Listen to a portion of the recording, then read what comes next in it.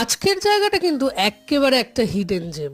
আর আমি হলফ করে বলতে পারি এত সুস্বাদু কাবাব তোমরা স্ট্রিট স্টাইলে অন্তত কোথাও খাওনি।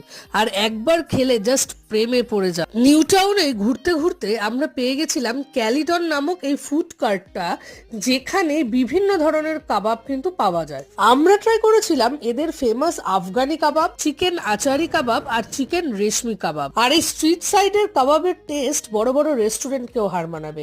এ তো গেল কাবাবের কথা, তার সাথে দেওয়া গ্রিন চাটনিটাও কিন্তু এক কথায় অসাধারণ ছিল।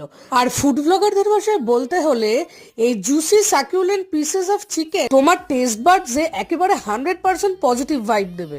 লোকেশন, টাইমিং, প্রাইস আর ফোন নাম্বার সমস্ত ডিটেলস দেওয়া আছে ডেসক্রিপশনে।